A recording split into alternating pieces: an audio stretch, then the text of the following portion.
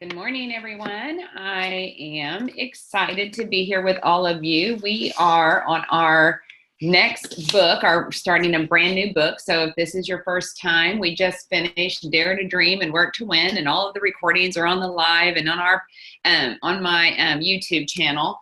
And I'm going to separate those and clean those up a little bit better for everybody, because it is definitely a book, you guys, that everyone should use as a podcast and at least listen and learn as much as you can about the industry from his perspective, because in my eyes, there's not anybody who does it any better. But now we're starting Jon Gordon. And you guys, I'm super excited about this book, The Power of Positive Leadership, because it's going to help all of us. But I think for people that are, the self-proclaimed, I'm not a reader, which I know we shared at our area manager retreat, Emily Rittenberg had shared a podcast with me, and a guy was talking about how he was telling one of his friend's dads that when he was fresh out of high school, getting ready to go to college, that he was not a reader. And his dad stopped him in his track and he said, "Don't ever let it be said of you that you're not a reader." He said, all successful people are readers, and you don't want anyone to say, and especially you to say, you are not a reader, because you're telling the world, I'm not going to learn how to be successful, because this is where we get it, you guys. And so that's where I'm excited that we're starting a brand new book. If you're fresh out of the retreat and you heard loud and clear through every training and speaker that we had, that reading and personal growth and development is not optional. If you want to grow a business, you have to grow yourself. We become the lid for our businesses, you guys. And if we don't grow ourselves, we're never going to be able to grow a multi-million-dollar health and wellness business, or a business to area manager, or a business to regional vice president, or a business to national vice president, and a business that produces national vice presidents and change the world. It can't be done. So congratulations to all of you who are on here and who are listening to this call. But the reason I'm excited about this book, you guys, is that I don't think Jon Gordon, there's not anybody out there that writes a more simple book to start reading with, but still have a very powerful message that he gives and delivers at the same time. So if you're not a self-proclaimed reader yet, you get to claim you are a reader with this book, because it is so simple to read and understand. And the other thing, guys, is that you can listen to these on Audible. If you do that, what I recommend is that you get the book and read along with the Audible, so that you start practicing how to read and learn how to appreciate it. Because as much as I love to pour it into you guys and spoon feed you with it, I enable you by doing that on this book club, because it gives you permission not to read it. So the other thing we're going to do is we're going to have more discussion with this. The chapters are small, and I may adjust the schedule depending on how quickly we go through things. But right now we're going to hit chapter 1 and 2. And you guys, they're simple and they're short. So I want to make sure that you guys know, because I know there's some people that say, I love the book club, but I just wish it was more interactive. And I don't mean to take over and to be the only one speaking on here. I don't care if I'm on here for 2 hours. If somebody has something to say, we'll sit and listen to you and share. But for sure, now this is a great book to start that with, because maybe you really are coming to this call and you have read it and you're prepared with thoughts and feelings and things you want to share with the group that were aha moments for you. Because if they were aha moments for you, they were probably aha moments for other people on this call. But he starts out in chapter 1 with the from negative to positive. And you guys, it was cool to hear his story, because honestly, I didn't know that he was from a Jewish Catholic or Jewish Italian family out of Long Island, New York, and that he was naturally not a positive person. I mean, his books are so positive and so good, but to think that he was somebody who started out having to work to be positive because it was super hard for him should be enlightening to all of you if you don't think of yourself as a naturally positive person, because you don't have to be born that way, you can develop into one with the work that you do whenever you grow yourself personally and put yourself honestly around people that are practicing being positive with you. That's why it feels so good to come to Arbonne events or to show up on a book club call with other people that are positive about personal growth and development instead of negative. The gift, you guys, every gift you have, if you look back over your life, every gift comes first from a struggle that you had. The things that we need to learn the most are the things that are the hardest for us. And once we learn it, it ends up being our biggest and best gift if we will not just accept good enough as good enough, that we work through it and we figure out how to get better. And that's what he did. He said his parents were very loving, but they were not positive. He said his dad was Al Bundy before Al Bundy was Al Bundy. And I don't know if you guys know who Al Bundy was, but it's a TV show that was really inappropriate. And but he was just this negative, harsh dad and husband. And he said by the age of 31, John Gordon said he was fearful, negative, stressed out, and a miserable husband and father of 2 young children. So you guys ask yourself, number one, who are you? Are you miserable, fearful, negative, and stressed out? Or are people in your life that way? Because it's a sign that you can grow and need to grow if you want to be able to have the gift of a healthy, positive, loving, encouraging family. He said his wife told him that she gave him an ultimatum and said, change or the marriage was over. And he said, here is that was what helped him to overcome this negative. He had an ultimatum. But you guys, what I wrote down is he had a big enough why. He had a why big enough to make him want to change.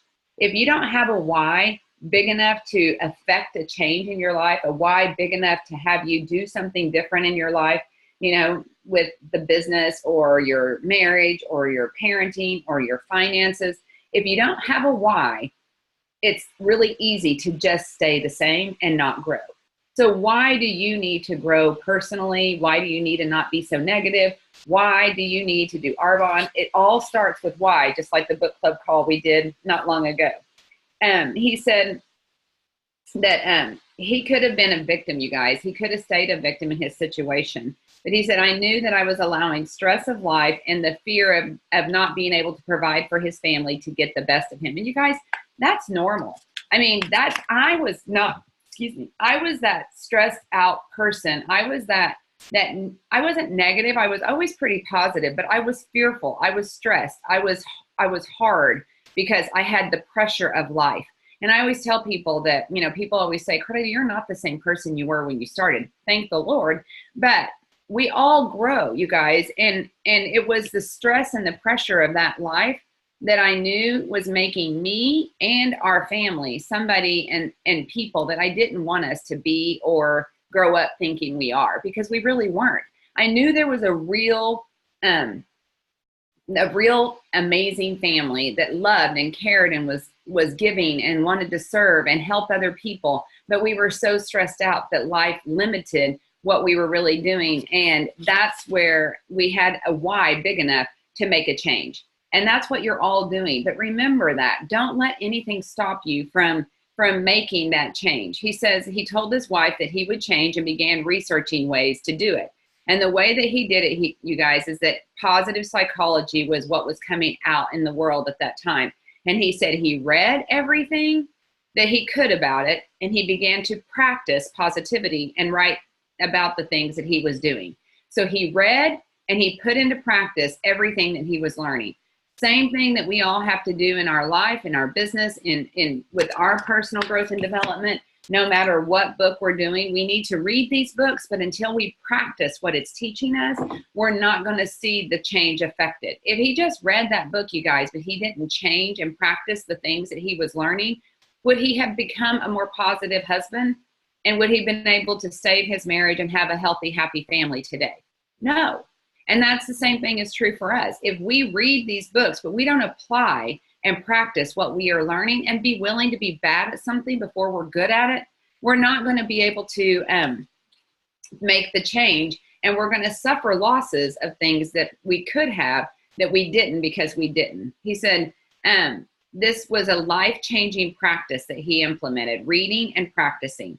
And he said that he wrote a book off of that journey through his life called The Energy Bus.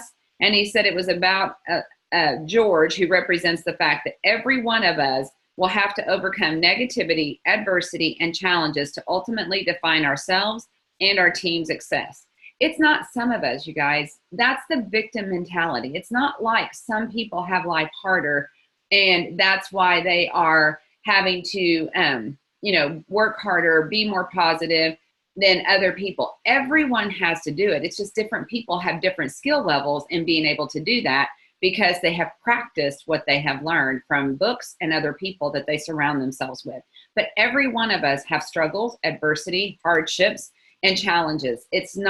You're not unique. So make sure you're not in victim mode and that you are just really in grateful mode, that you know everyone struggles out there, but you're some of the few that are willing to read and practice and fight and surround yourself with people that are going to lead you and empower you to be able to stay positive through it all and be able to get the benefits that come with that mind shift and heart shift change that we all have to have.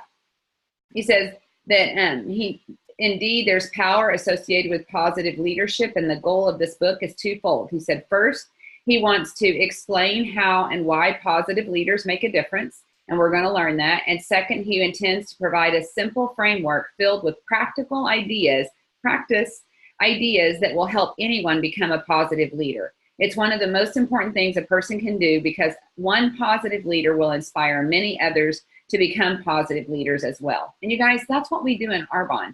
Network marketing. If you're ever ashamed of saying you do network marketing, correct your thinking, because what we do is we network and we find people that want to make a difference in this world. I was listening to John Maxwell this morning, and he said one of the things that he needs to do, one of his words of the week was called networking.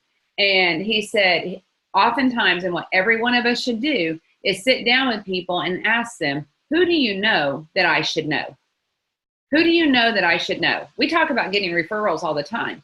Who do people know that you should know when you're talking to them? Because maybe they're not interested in growing or changing or getting healthier or believing what we believe about what we do with Arbonne, but somebody else that they know might. So who do you know that is somebody that, who do they know that's somebody you should know? That's networking. And that's how we change the world. We find people that want to believe in our mission the way that we believe in our mission. And out of those people, we bring them into the community and the fold and the culture that we have. That's why our retreat, our Area VP retreat, is called the Legacy Retreat every year, because it's our legacy. It came from our founder. It came from the leaders that have gone before us, and it's going to have to continue if we want to continue to make a difference. But that's how we change the world. The number one is not big enough to change the world. We have to have a great number of people that are positive and willing to read and practice and grow to be able to change the world. And we do in Arbonne. That's where you need to accept and embrace and be proud of who it is and what we do in this business. It is not just selling health and wellness and skincare. It's changing the world to be more positive about life, which changes families, which changes communities, which changes cities, states, countries, and world. You guys, that is what we do. Do you embrace that mission? Are you proud of that mission that you are a part of? Because without you, it won't work as well as it would if you were in it to win it with us. He said he realized that his one decision to be a positive leader not only impacted his life, but also his marriage, his children, his team at work, and everyone around him. He said he knew that being a positive leader doesn't just make you better, it makes everyone around you better. And you can start today. And we are starting today, you guys. The other thing I wanted to say is I just had this retreat and I got to be around, kids of Arbonne leaders that are now in this business, doing this business. I got to be around other kids that aren't in the business yet because they're too young. But you guys, have you ever spent time with Arbonne kids? Have you ever gotten to see the legacy effect of what kids turn out to be because they're a part of this environment? that their parents are working and living and reading and practicing in, and then turning around and leading that in their home and developing the same kind of kids that are going out with a head start in life, because they're starting that mental pathway faster than what we started it. It's my favorite thing is kids. You guys all know I have a heart for kids, but that is the coolest thing. If you don't believe it makes a difference, look around at our Arbonne kids. I mean, everything about them is amazing. It makes me cry if I think about them, because I love them all so much. You guys, Nathan Gallardi, whenever he was leaving to tell me bye, he said, Carlita, he said, do you remember the time you taught me how to hug? He said, you said, put an arm here, and now you squeeze. And you guys, that kid gives the best hug today. And I love that he knows he got it from this Arbonne community. And he is now passing that gift forward and making a positive difference in the world. I mean, it is the sweetest thing to know that and reality to know kids are watching you. Kids are listening. They love you. They respect you. They hear everyone in their family. They hear their parents edifying you as leaders in their life. And so they become excited to want to meet you. I know Jill Lyons always says her little baby girl can't wait to meet me in Hawaii. And I know other people too, but you guys, that's a baby that already has been taught to be excited to be around somebody who's been and had such a positive influence in somebody else's life. And I don't mean to just share about me, but I'm just telling you, that's the effect you have where your 2 feet are planted. And it makes a difference, not only in this generation, but in generations to come. So in chapter 2, you guys, it's called Real Positive. We are positive not because life is easy. We are positive because life can be hard. And he says it takes a lot of work to create a world-class organization. It's hard to develop a successful team. It's not easy to build a great culture. And you guys, at the retreat, I shared a video, and I can post it in the book club call. It's a book called The Secrets of the World Class.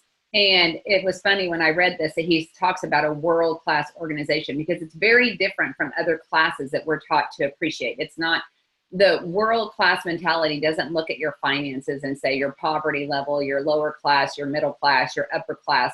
They look at qualities in people that describe them as world-class people here making a difference. And it is because they are positive about the things that are hard. So I'll post that in our book club. But it's difficult, he says, to change the world. We'll face all kinds of challenges, adversity, negativity, and tests. And you guys, commitment to doing what you're doing. Remember how Dr. Barrett said, it will be tested to the breaking point. You have to be convicted in this. We did the Zoom training, and I talked about conviction. It has to be something that you are grounded in, that no matter what, no matter how hard, no matter what life is doing, you are convicted that you are here for a reason and a purpose, and you will not quit this journey. You will not stop working to get better. And he says, you'll want to give up, which is the commitment, but that's why positive leadership is so essential. He says, the truth is that we're not positive because life is easy. We are positive because life is, he says, can be hard, but life is hard. There's not anyone that has life easy. Life is hard, and that's why we're positive. He says, pessimist, he said, it's the real stuff that makes great leaders great. Pessimists don't change the world. Critics write words, but they don't write the future. Naysayers talk about problems, but they don't solve them. And he says, throughout history, we see that it's optimists, the believers, the dreamers, the doers, and positive leaders who change the world. The future belongs to those who believe in it and have the belief, resilience, positivity, and optimism to overcome all the challenges in order to create it. And you guys, it all starts with belief. He says there's a study that came out of Duke University that says optimistic people work harder, get paid more, are elected to office more, and win at sports more. He says optimistic salespeople perform better than their pessimistic counterparts. And he says that it demonstrates that people experience more positive emotions than negative ones and are more likely to see the bigger picture, build relationships, thrive in their work and career. And whereas people who experience negative emotions have a more narrow perspective, all they see is the problem and what's right in front of them, and they focus more on the problems. You guys, think about that. When you have somebody who, you know, doesn't respond or doesn't say yes to you, or is, you know, negative to you about what it is you're doing, do you let that negative emotion control you? And if so, I mean, it's hard not to. It's not easy. But do you let it control you, or do you immediately just move on? And like I said at the training at the retreat, do you feel more sorry for them than you do you whenever they say no or deny your offer to accept this gift that can change their life and their family's life and lives of people generations to come? Where are you at, and how well are you able to control that emotion? Because you are, and you need to believe at the conviction level that you are on the right track. You are the one that's doing the right thing. Let the other people say no. Feel sorry for them, but know you know that you are on the right path for your life to make a difference, and that you're convicted that it is not only, you know, something you're doing, it's a mission, it's a calling, it's a purpose. So he says that, but positive, you guys, you know how it says, for every one negative thing, it takes 10 positive to replace that negative thought or emotion. He says in marriages, for marriages to survive and succeed, the couple has to experience 5 positive things in their relationship to every one negative in order for them to have a positive marriage. He says if they have a 1-to-1 ratio, he says those marriages are more likely to end in divorce. So again, it's teaching you how to do life, but it's true of any relationship. You can't be in something, and if you are, recognize it and get out of it. But 3-to-1 positive ratio for teams of people get better results if you have 3 positive interactions to 1 negative. The more you energize people in your workplace, the higher your work performance. People want to be around you. You attract talent. And whenever Eric Worre talks about in his videos that we've shared recently, he says you attract success. And I was asked, like, well, what does it mean to attract success? This is what it means, you guys. Do people want to be around you? Do people notice that even when life is hard, even when you get faced with adversity, even whenever you have challenges, you stay positive? That is what makes people people want to gravitate to you and go to you, because they may not know how to do it, but they're attracted to it. I always say when you walk in a room, you want them to say, I don't know what that person has, but I want it. I don't know what they've got, but I want it. That's where you want to attract success and the talent that is going to come into your team, because they desire to be more like you. On fire teams, you guys, attract people faster. That's why you want to have that conviction type belief that you're doing the right thing, and you're excited to share this with people no matter what their response is, because it is that excitement, that positivity that will attract other people to come to you, or the people that even say no to you to come back to you, because they know that it is positive. But don't look around at those people and go, what are they doing that I'm not doing? What do they have that I'm not having? The difference is they are led by positive leaders, and they are acting and reading and growing to be more positive themselves, because they're in that environment that creates that. And it creates this commotion. It creates momentum. And it is the most exciting and best thing you can ever do for your business, because if you ever let your negative emotions, your negative thoughts, your negative, mindset set in and take hold, you are going to miss out on the people and the business that you could have. And it is going to be hard for you. You're going to have to call your upline and go, I don't know why this doesn't work for me, because it isn't going to work for you. You have to be able to develop the mindset. And these books and this personal growth and development is where you're going to develop the muscle in your brain to be able to control those thoughts and move always in the positive direction. He says that people that are more positive, he says, offer new ideas, information, and opportunities to you before others. It's like Cecilia was sharing about Peyton Schreibner at our retreat. And she said, Christy Moses, who's her upline sponsor, MVP, was saying, oh my gosh, Peyton is not doing 8 parties a month. And Cecilia, and she was being real negative, and she wasn't allowing Peyton to use what her gifts and her talents were. And Cecilia looked at Christy and she said, Christy, she has 30,000 in her central district. She's doing something right. Learn it, embrace it, teach her, help learn from her what she's doing, but teach her the culture to do what we do. And together you can let this girl fly. And that is what we do, you guys. Positive leaders are willing to be open to new ideas, information, opportunities, and not be negative or stifle those things down.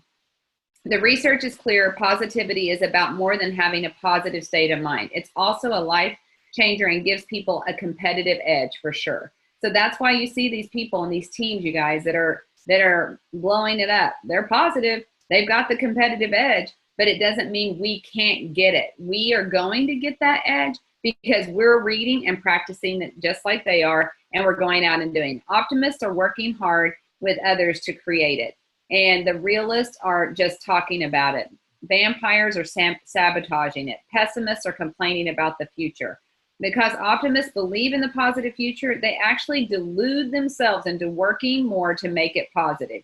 Their belief makes it willing for them to take actions to achieve it. You guys, you're deluding yourself. I mean, that's where if you feel like, oh my gosh, my business is in the toilet, but I'm going to stay positive and tell myself that it's okay, I'm still going to get successful. You are deluding yourself because right now your business is not successful. But you need to be okay with it because you need to understand, as long as I delude myself into more positive thinking and keep my conviction about what it is I'm doing, I will get the results that I am looking for. And he says, when you do, as a result, positive leaders invest their time and energy in driving a positive culture.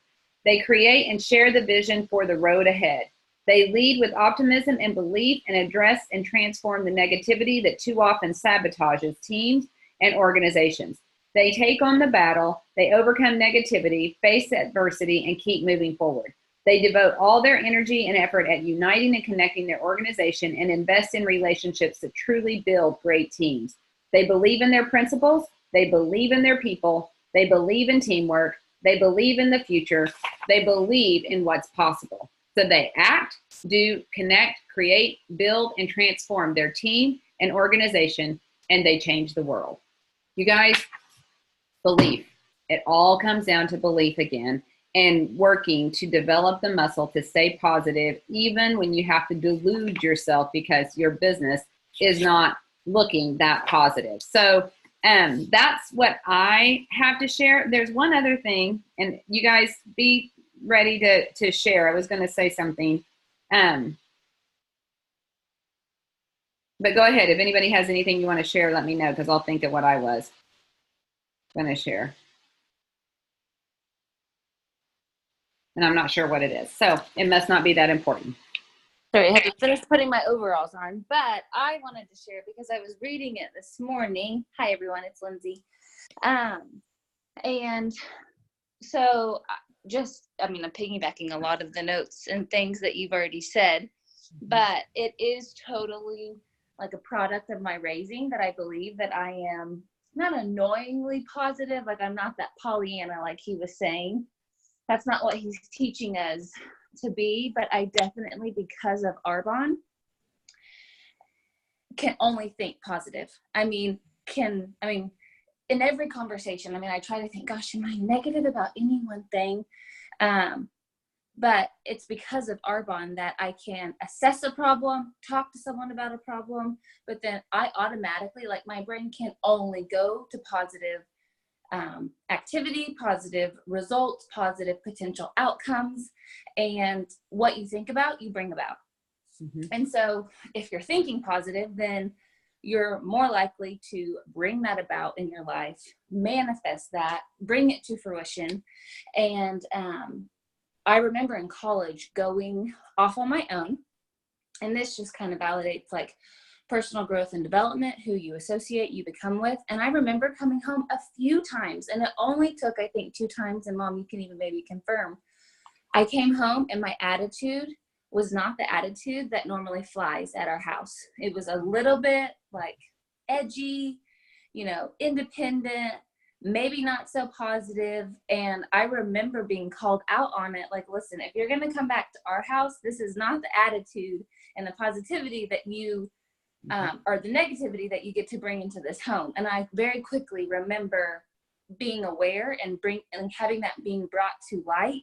I am so grateful because I was able to go back to college on my own and realize where I was maybe picking up on some negative attitudes, some negative actions, things like that.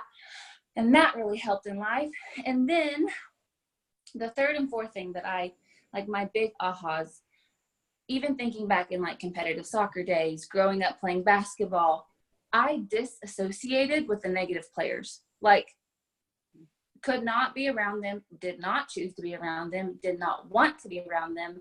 And where I think that's okay in life, you want to disassociate with someone who's maybe not positive and just consistently negative and is not willing to work on growing to be positive. In my business, I am positive, but I have realized maybe if I recognize someone that I bring in that I maybe didn't initially know wasn't just a super automatic positive person, outlook on life, had a positive outlook on life, I sometimes disassociate.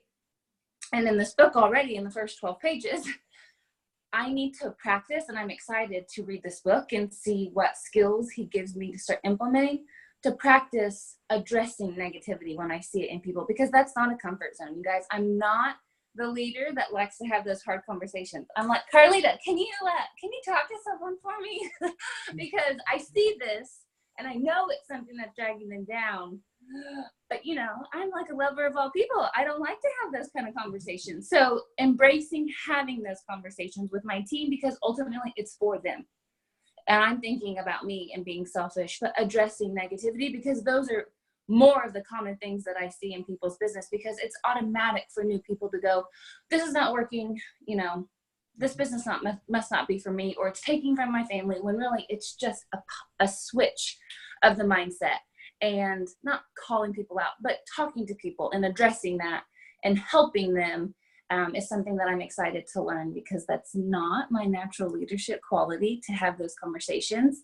But I do recognize where I'm hurting myself in my business, but I'm also hindering people that God has brought into my business to help show them how they can have a more positive outlook on life. So that was what I wanted to share in those, you know, short 12 pages. I even kind of opened the book and thought, oh gosh, what's going to happen in 12 pages? Like, what could there really be? And then I ended the 12th page and I was like, wow, that was actually kind of meaty. So those were the little ahas that I had. Thank you for sharing, Linz.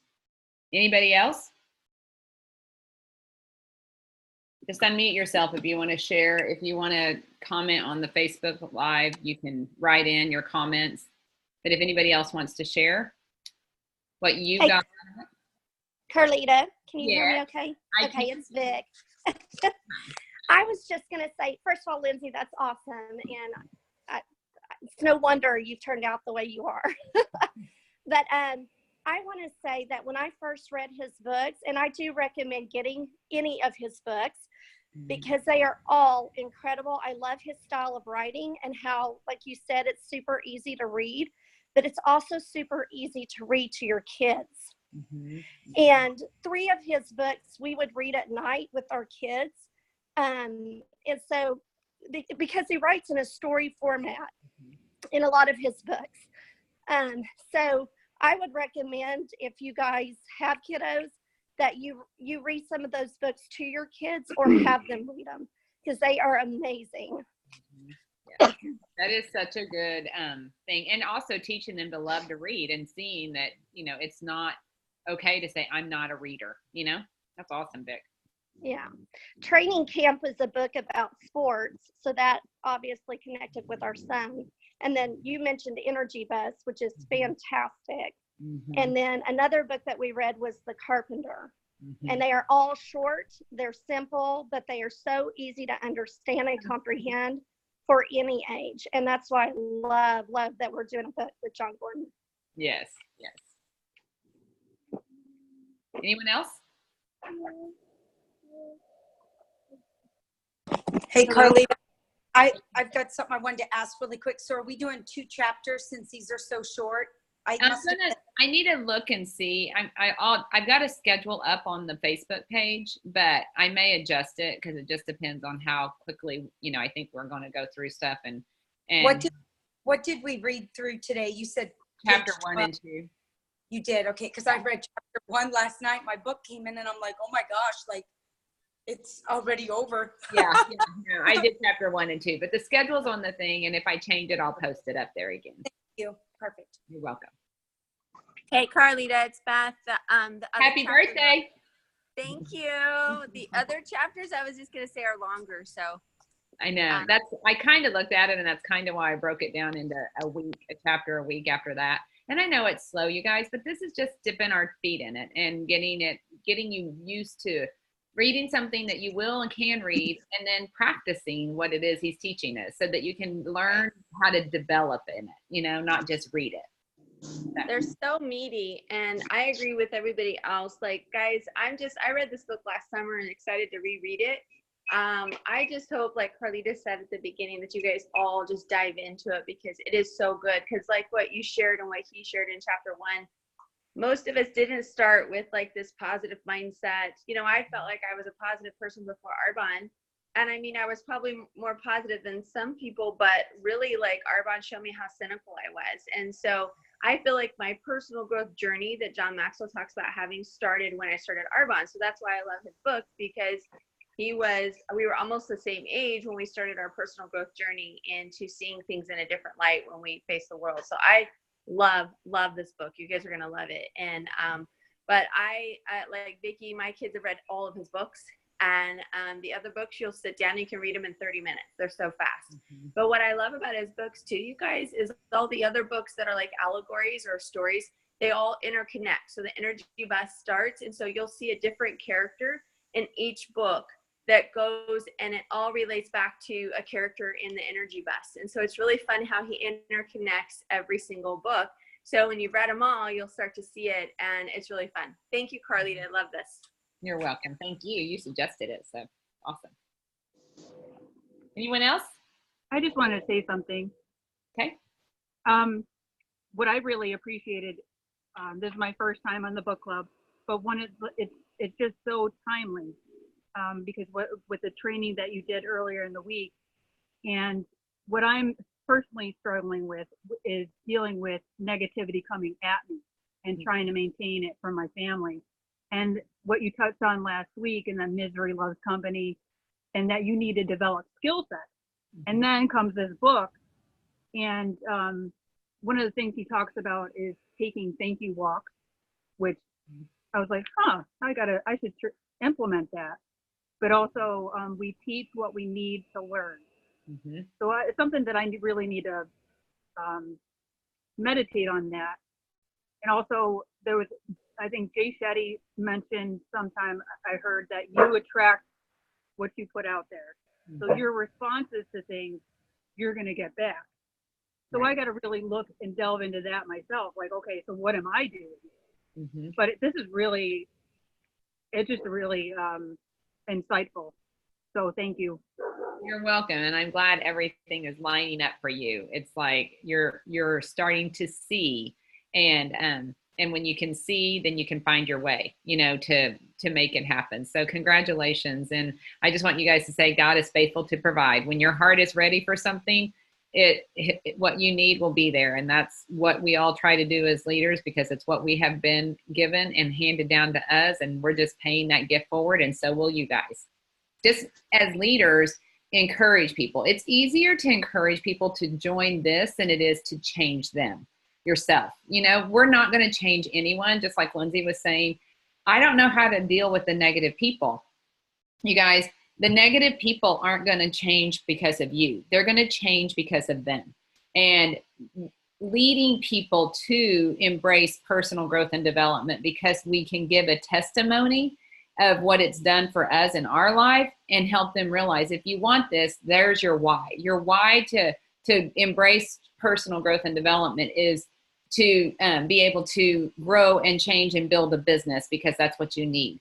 And that's why you want to make this valuable. You raise the value of personal growth and development and reading and stuff. And so we're not going to change anybody. We're just going to lead them to what it is we're doing and model with our own actions, how we stay positive, how we move forward in our businesses, because we have developed muscle doing the things that we do to grow that. And that's all we can do as leaders, you guys. You're not responsible to grow them or to change them. You're responsible to lead them to the resources that can help them change. So take some pressure off of you too, you know, but then if you're not leading people and telling them they've got to get on these calls, they've got to read these books, they've got to, you know, do whatever it is that you're doing to grow you, then you're not leading them well, because you're letting them get by with less.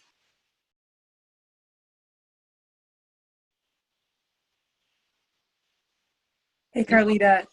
It's Caitlin. Good morning. Good morning. So I just wanted to mention one of my big takeaways this morning, and then as you were talking about it, him talking about how he was not a naturally positive person. It's something that I struggled with when I first started Arbonne too. And I mean, admittedly, to this day, you have to wake up and decide to be a positive person, right? But I love how he talks about, he says, I began to practice the positivity. And that's how you were talking about, he learned it and then he applied it. And I think a big piece of this, he says, and write about the things I was doing. And that's reflection. And I think that's such a huge part of doing the self-development, is not just reading, not just trying to apply, but really reflecting on what am I learning? How can I apply it? And how can I best, you know, serve my team, my family, the people that I'm coming into contact with the things that I'm learning. And that was a big thing for me, because I think I'm really good about practicing and trying to apply, but the reflection part can be the difficult part when you're trying to do these things. So I just wanted to point that out in case anybody else felt the same way that I do. That's powerful, Caitlin. And I think I do that because I'm writing and doing all of that stuff, and you know, as I'm reading and stuff, and it's truly that's where I get more out of these books than other people do, because I'm teaching it. Like, I need it worse than all of you because I have to teach it. So just like he says. Anyone else? Hey, Carlita, it's Becky Dowda. Hi, Becky. Hey, I just wanted to say thank you for starting this off with the first thing of, you know, people that say I'm not a reader, because that's the first comment, because I say that all the time. I hate reading. I think it's because I wasn't very good at school and had some really bad experiences. So I don't like to read, but I'm getting more honest with myself, and I think it's more I'm lazy than I don't like to read. So if it's something engaging, I'll read it. But if it's not, then I don't. So I think it's a matter of I'm lazy. So that was one point. I'm learning not to be that way though. So you see where I'm going? I love it. But also I wanted to say too that I'm still just a baby at this. So I don't really have a team yet. I'm still growing, but I'm so thankful for the leadership of this team, for what you're teaching us, because I'm not an easy person to get to know, and so I have a lot of growing to do, because I had a lot of experiences in my life that made me kind of the way that I am. So I'm having to kind of carve those pieces off a little at a time. So the reason why I'm saying that is when you're loving on your people, just remember that, you know, where they are in their lives, what they're going through. And because some of them might need just a tad bit more help than others. Mm-hmm. And just keep loving on them. Don't forget about them. Send them a little text message. Hey, I love you today, or thought about you today. How are you doing? And that helps bring up that positivity for me anyways, when I get those quick little notes. So thank y'all very much for what y'all are sharing. And it's by no mistake at all the first book that you had that we went through, and now we're doing this one, because I'm telling you, God is just like really moving in a big way. And everything's by a grand design and purpose. And you guys are just awesome. Well, thank you. You're awesome for doing what you're doing, and not even when it's not easy. Yeah. Debbie Dowda is who's talking. Somebody's asking who's talking. Becky. I'm sorry, Yeah. Becky, not Debbie. That's okay.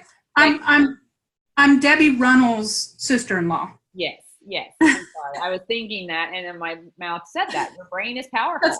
That's okay. That's all right. But I'm so glad you're here. And you know what, you guys? What that's called, what Becky is describing, is compassion. Like not reacting with your emotions and being able to control your head and your thoughts and your heart enough to go, what I'm seeing in this person, just like whenever you are ugly, it's not the real you, but something is going on in your life or has gone on in your life that is creating this kind of emotion and personality. And that's one of the things why you always hear me say, I pray, break my heart for what breaks yours, because it helps me overcome the ugly in people and not react to their being ugly with me, whatever that looks like and whatever it is, and see through and past that into their history enough to go, what is the root cause of this? I know I didn't do, and if I did, I own it and I apologize or whatever, but I didn't do anything to deserve this kind of behavior or reaction from somebody. But it breaks my heart to think that somebody has hurt this person so much that they feel like they have to hurt others to be able to protect themselves from more hurt. And that's where we have to learn. And it's so hard, but you can do it faster if you learn how to trust, how to accept people's love. Whenever love hasn't been as healthy for you as it should be. And I mean, the reason I know healthy love isn't because of everybody in my life that loved me perfectly. The only way I know perfect love is from my Heavenly Father and Jesus Christ, who loved me perfectly, despite my good, my bad, my ugly. And that's how I do it. It doesn't have to be your way, but it's what the skill set that I rely on is watching the leader that I follow that has done it and shows it and demonstrates it and teaches it and writes about it and talks about it. And we learn how to look past the immediate emotions and what's happening and see into the past enough to go, that's why. And then let that break your heart, not be mad and react to that person because they're being ugly to you. Let it, what broke them and hurt them, break your heart. And when you do that, you guys, love wins every time. Love conquers all. And loving people when they're the most unlovable is whenever it's more, to me, it's what Jesus' love looks like. Because I'm unlovable every day, but I get loved.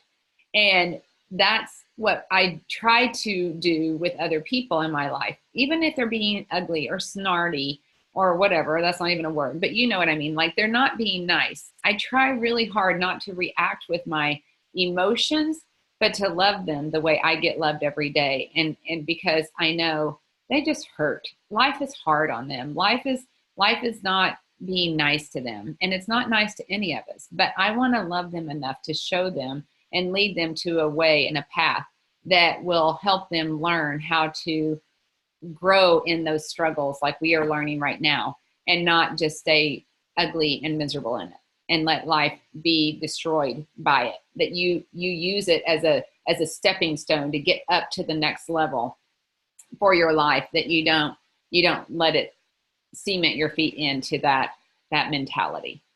So love people no matter what, because it wins every time. And it wins bigger when you love them, when they're not being lovable. Carlita, it's Danielle. Can you hear me? I can, honey. How are you? Okay, hi, good. Listening to you and Lindsay talk, it just makes me think, our circle of 5 people we hang around. I just remind myself that sometimes I'm somebody else's 5, right? Mm-hmm. So when you talk about just loving people, yeah, it is draining to be around negativity or relationships that suck you, and that's why you really have to have your 5 that you can go back to and get your cup filled. But then just remind yourself, sometimes you're somebody else's 5, and everybody needs to have 5. So when you and Lindsay both spoke, it connected to that thought I always remind myself of. That's right. And you are, Danielle. You are a lot of people's 5. Thank you. But you guys, we all are. We're all learning how to be that positive person, and whoever your life connects to is who you are influencing with your growth and being the one of the 5 for them. So that's how you change the world. That's how we make a difference, is you receive it, you take it, you give it away, they receive it, and it just keeps going. Networking to the max.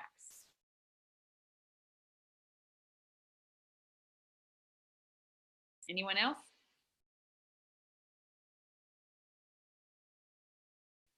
Okay. Well, we'll get off of here, and just know we're super excited to have a positive day and go be one of the 5 for people in your world and your life today, because you're making a difference in all that you do. And you guys, but remember, bottom line, you're building a business with it. So don't forget to invite them into the company and business of Arbonne to join you in this healthy lifestyle that we all get to live and work and grow in every day. Love you all. Thank you, everyone. Love you guys.